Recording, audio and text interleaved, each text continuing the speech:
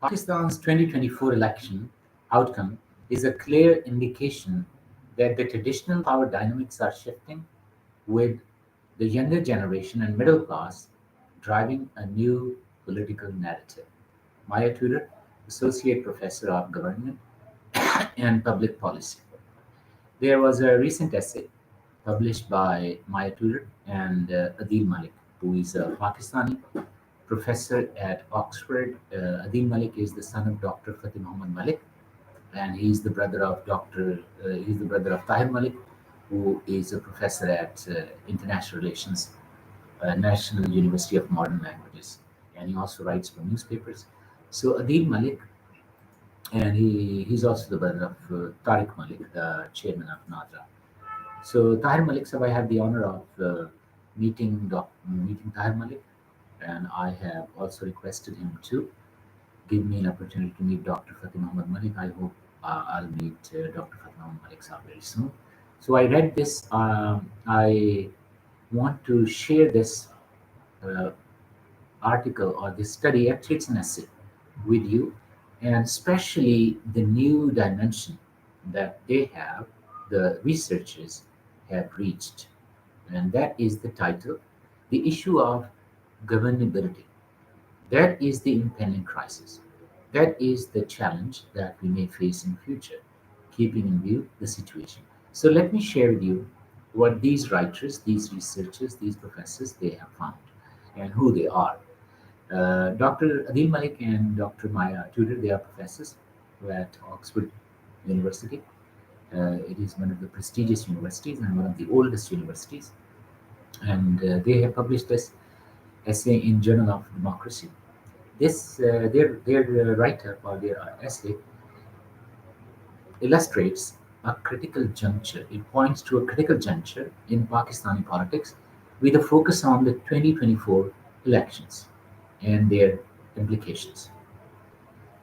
So Pakistan, the title of the essay, Pakistan's Coming Crisis, it offers a detailed examination of how Imran Khan's PTI's unexpected election victory amid like the state used all its force, and Nawaz Sharif came to Pakistan, and People's Party also, they ran their campaign with full force, but nothing changed the outcome. And PTI emerged as the largest single party in the parliament, and they also won the KPK. So, what is the coming crisis? According to these writers, the unexpected results of the 2024 elections, despite heavy state pressure, Imran Khan secured the most votes, and in this way, it challenged the long standing dominance of the deep state, or of the Aryans or Khalai Makhluk that usually people call. So, what is the abstract? It's very interesting. Let me read the abstract and the key insights with you. Pakistan's 2024 elections delivered a shocking surprise. Imran Khan's PTI won the largest number of seats amid heavy state repression. With this result, well worn political patterns, whereby military favor virtually guaranteed a party's electoral process, were appended. This essay argues that Pakistan's 2024 election is not a black swan event, but instead signals a coming crisis of governability. That is my concern as a Pakistani, as a common person. It signals a coming crisis of governability that grows out of these structural changes: the rise of an aspirational middle class, the erosion of traditional authority patterns, and an intensifying economic and climate crisis. Consequently, a historic loss of military legitimacy is unlikely to abate in years ahead. Key insights of this essay, they are: number one, rise of an inspirational middle class. This shift has altered traditional voting pattern. Second point is erosion of traditional authority. Younger generation, they have rejected the status quo. And economic and climate crisis, intensifying crises, are contributing to a loss of legitimacy of those who had once the power to run the state. So what happened this time? This time, the people Like what happened previously. Zulfikar Ali Bhutto, he was removed and he lost support of the people. People tried, but they could not uh, exercise the same force and defiance, or you can call it the agency of the voter that we saw in this election. Voters exercised their agency. They said, we are the ones and we will decide. So they came out and they voted for PTI. They did not vote for other political parties. So they exercised their agency. And these young voters, they are not afraid of anybody. As traditionally, like in the past, Zulfikar Bhutto, he went out of power, and as the military did not favor him, so he was unpopular and he was happy. Nawaz Sharif was ousted, and he lost support with the people. Why? Because the establishment was against him. Benazir, she was removed from government, and the establishment was against her, and she lost elections. So that was the pattern. Whoever was supported by the establishment, he was likely to win. But this time, the situation is a complete volte-face. It's a complete reversal. It's a complete U-turn that people took. And it is because of a rising, emerging middle class. So this rise of middle class, who are PTI supporters, and they like Imran Khan's slogan or his promises of sovereignty and Hakiki Azadi, real freedom, and such things. So they stand by him, although in previous government they were not happy with the choice of Usman Buzdar or KPK chief minister or economic indicators. I remember in February and March, Imran Khan was removed between the night of 9th and 10th April, midnight, somewhere between 12 to 2 o'clock. But people were very unhappy because of economic issues, economic problems. But within a few months, he regained support of those people, even he increased his vote base because first he was not popular in villages and Saraiki areas. So he gained more popularity. And that was unprecedented for somebody who recoiled and he regained support so quickly. And his own vote base, who are educated, young people, women, and urban middle class, these people, they stood by him, and they still stand by him, and they will stand by him. They will never change. Why? Because look at the alternatives. The other political parties have no plan either. They don't have credible leadership either.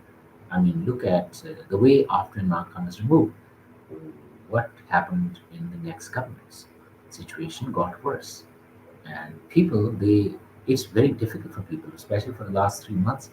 The way people are living, it's very hard to live and to survive. So these are the issues that make the other options, they are less credible.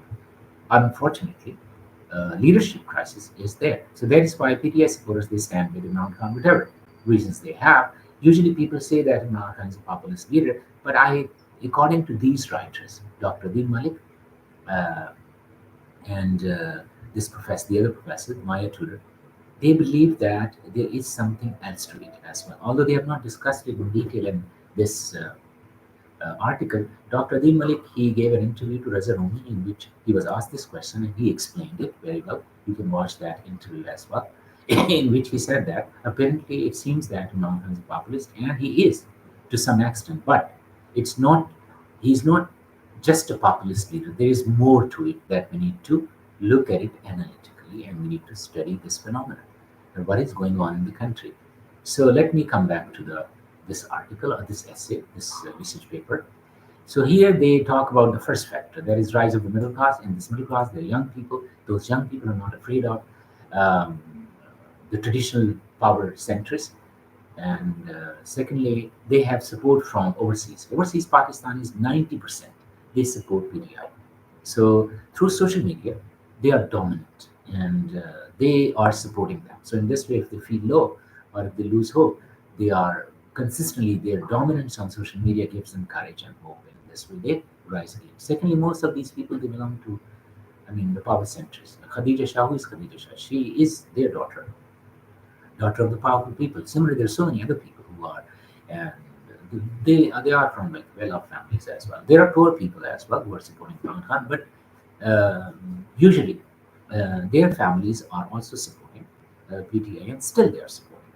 And recently, a top powerful man was arrested. I mean, of course, why was he arrested? Because he was definitely he favored or he had sympathy for someone that the establishment did not like. So that is why he was arrested. So there are hints that there is support base, and that support base extends from common people like average people.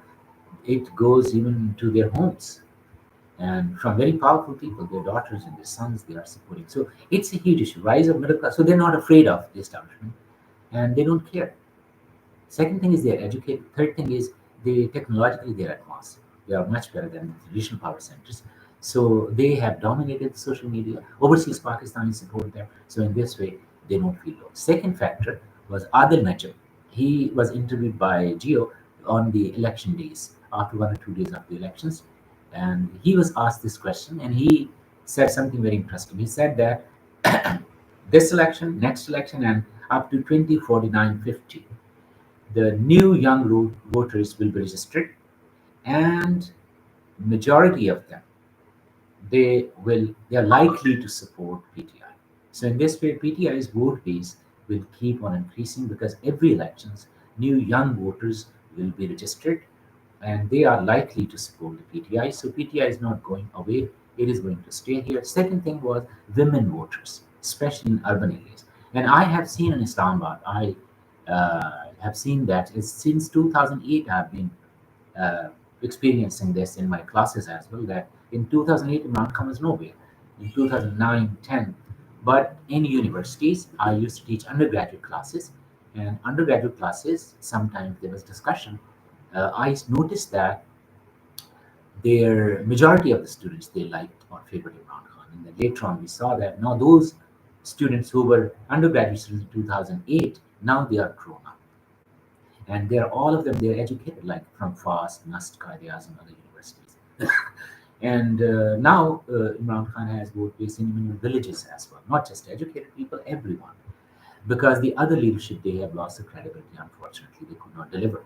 If they had delivered, things would have been different. But they could not deliver, so that is why this middle class, the rising middle class, now they are not afraid. They are rising. Youth vote is rising. Women voters they are participating, and another thing is that that is building narratives.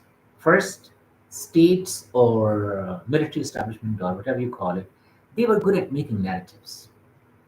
But this time, for the first time, what happened? The PTI boys and girls, they are smarter than them. They're more educated than them, and they belong to their families as well. So technologically, educationally, they are well informed. They are brave. They don't care. They are not afraid. So that is why, and they are smart. They are very good at building narratives. Very quickly, they dominate this digital media space. They build a narrative and they spread it. So digital communication that is also helping. So in this way, this new middle class, it is a force now, and it is increasing. So with its increase, the traditional power centers will not relinquish. They will not go back to, I mean, whatever they are supposed to do. So what will happen? I mean, they have outwitted the traditional power centers. This new political class, they are not leaving, they are not deserting their party, they are standing with them. So it has, right now, it seems that at least in the election, as far as the election results are concerned and situation with social media is concerned, they are dominating. So it is a recognized fact that a new class has emerged, and it's a very powerful class. And they are not afraid, and they are smarter, and they're very good at building narratives. For the first time, they have defeated the state narrative, and this is something which poses a serious challenge to those who were controlling and managing the state at their own will. Whenever they wanted, they used to bring somebody in power. Whenever they wanted, they asked it. But now things have changed, or things are changing so far, at least as we see. Second factor is erosion of traditional authority. So, with the rise of the first point, now traditional power centers they are losing their, you can say that traditional authority that is being eroded, because if somebody is creating space, of course those who are already occupying the space they will have to create that space or they will be pushed back. So in this way, power corridors they are feeling the tremors, And the new class is audacious, they are brave, they are not scared. So they are creating more space. And as far as the social media is concerned, they are dominating.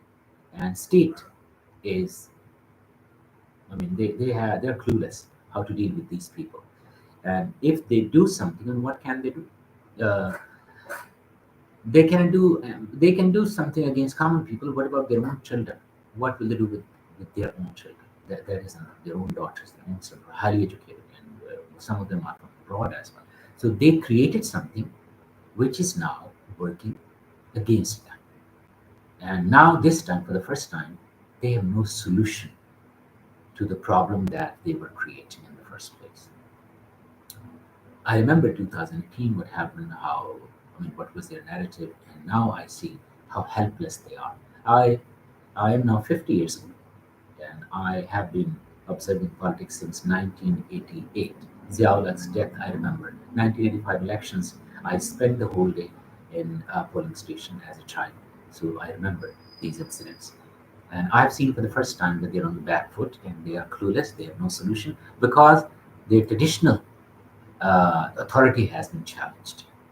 And similarly, economic indicators are very poor. Look at the electricity bills. I mean, the way government is giving electricity bills, people will come out, as you saw in Bangladesh, as you saw in other movements, or Tahrir Square. I think that now people are fed up. And if inflation or other economic indicators they are, even they fall or they sink, people will, it's highly likely that people will come out. And so poor economic indicators, that they are also another reason why those people who used to manage the country, now people are thinking that they cannot manage the country.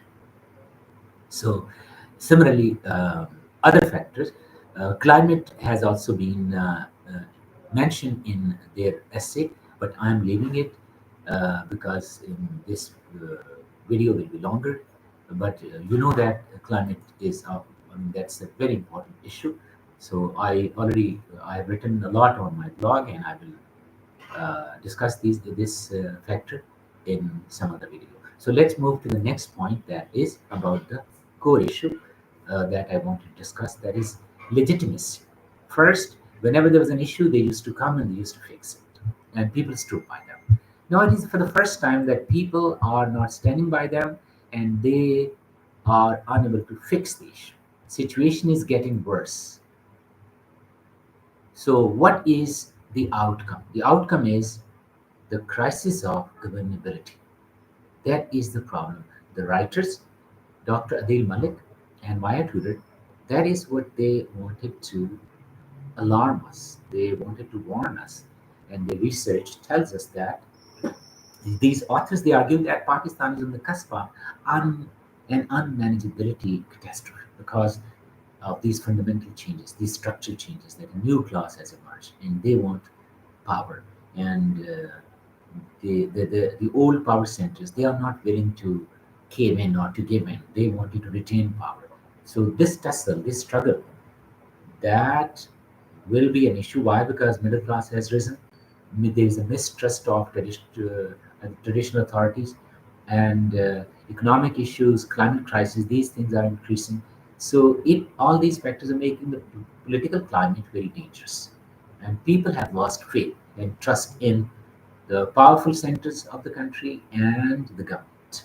So, and yes, and political narrative. This new middle class is managing the political narratives. It has slipped out of the hands of the establishment or traditional power centers. So, this issue will create a challenge of governability, and it is alarming. So, Malik and Tudor's research paints a bleak picture of political future. Rather than being a straightforward election upset, the 2024 elections reflect deeper, more systemic issues that undermine Pakistan's democratic system from the bottom up. As the country laboriously wades through these turbulent waters, how culture shifts, military might, and economic pressures combined will be crucial. So, the impending crisis of governability is likely to hit the whole country, And this could be serious, and it could have serious repercussions for us, for the people, for the country, for the region, and beyond. So that is alarming, and that is dangerous. So what is the solution? Solution is a new social contract, नया Imrani मुआहदा, in which all political parties, power centers, judiciary, all key powerful players, or quadrivial approach: government, opposition, establishment, and the judiciary. This quadrivial approach is needed, in which a new social contract should be written, and the rules which have already been defined in the constitution need to be redefined, and institutions should play their role, and political parties should also. And I have one humble request, and that is, according to Mifta Ismail, he writes in Dawn and other newspapers. He says that in Pakistan, the issue is leadership is coming from 1%. And those 1%, that pool is stagnant now. For the last 77 years, they have tried, but they have failed. So, what is the solution? The solution is this elite capture of 1% who are ruling the country. They have deprived the 99%. So those 99% should also be, power should be shared with those people as well. And how it can be done? Well, it's very simple. Start conducting local bodies elections for the next 30 years. Automatically, after 30 years, the leadership will emerge from the grassroots level, from the local level, from the union council level, and they will replace this leadership. Because democracy is a culture, it's an evolutionary process. You cannot impose democracy by changing Form 45 to 47, or by just simply stopping the election results, or by through these tricks or engineering. It does not work. It has failed. So this article has a very important lesson for us, that if we don't take proper action at the right time, then this coming crisis, this impending crisis of governability, will hit the country, and the situation may get worse. So now it is the right time for the authorities, for the government, for the opposition, for media, and for everyone, that they should read, they should analyze, they should understand one another, and they should sit together. If European leaders can sit together after World War II, if Zulfikar Ali Bhutto and Indira Gandhi can sit together after 1971 war, if Benazir and Nawaz Sharif can sit together, why not? Imran Khan and Nawaz Sharif and establishment, why not? Why not? They can sit together. They should sit together for the sake of the country, for the sake of people, because otherwise people are leaving the country. Last year, 8 lakh people left the country. This year, so far, more than 7 lakh people have left the country. What will happen? All educated people, doctors, engineers, professors, even laborers, they are going through illegal means, they're leaving the country. Who will be left? So that is why, for the future of this country, those people who have power, they must decide now. Otherwise, there can be, because if there is an issue of governability, then people will come out and nobody will be able to stop them. There will be chaos, and we cannot afford chaos in Pakistan. We have a very strong military, and military should think about it. And political leadership, they should also think about it. And Nawaz Sharif, Imran Khan is in jail, Nawaz Sharif is in Lahore. Nawaz Sharif has already done it with Benazir, and then he sat together with Benazir. So Nawaz Sharif should extend the hand of friendship, and he should initiate the process. As a common Pakistani, as an English teacher, I'm a common person. I'm concerned about the future of my country, and I request the leadership that they should take action to save the country and to ensure that the future is safe and secure. Thank you very much.